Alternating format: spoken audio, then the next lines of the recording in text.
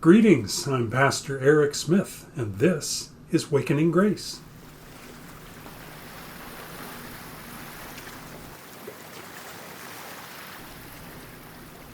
Today we welcome Mrs. Jenny Fries, who is the lay leader of St. Andrew's by the Sea. Good morning. As you all know, the Super Bowl was this past weekend.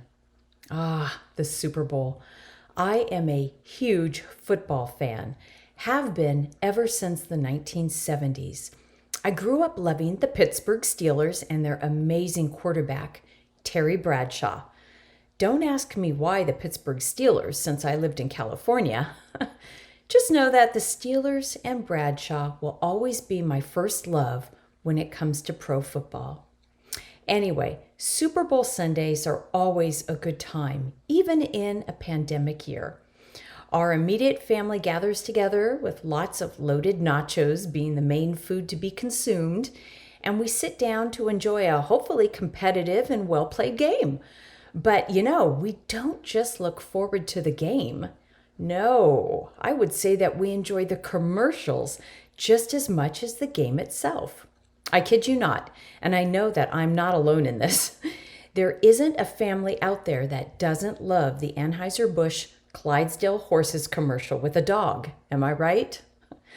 I love how Super Bowl commercials tend to be more witty, more creative, more out there, pushing the envelope in the advertising world.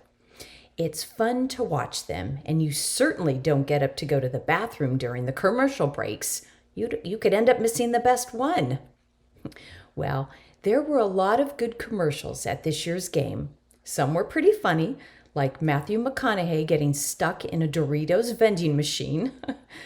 Other commercials took on a more serious tone, like the one with Bruce Springsteen driving a Jeep in the middle of the country, asking fellow Americans to find the middle ground for the good of the nation. Wow, that one was very moving. I think the one that struck me the most, though, was the Bud Light Seltzer Lemonade commercial, because it was a look back on the year 2020 with a funny twist. The gist of it was that 2020 was a lemon of a year, while lemons rained down on people trying to go about their everyday lives. And at the end was the proverbial line, "When life gives you lemons." Well, of course, lemonade is the end result. Something sweet coming out of something that begins rather sour. I certainly don't mean to make light of this difficult time we still find ourselves in, but I like the silver lining at the end of the commercial, meaning that no matter the situation we find ourselves in, no matter how dire things may seem, there's always hope. There's always light. You see, God has this awesome way of taking the more trying periods in our life and turning them into something good.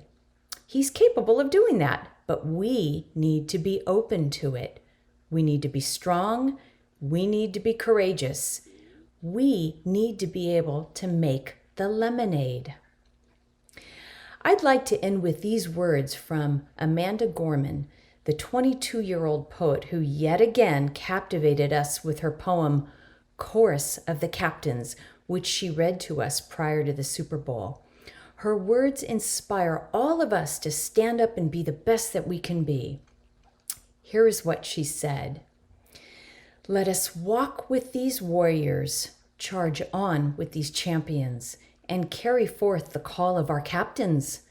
We celebrate them by acting with courage and compassion, by doing what is right and just, for while we honor them today, it is they who every day honor us."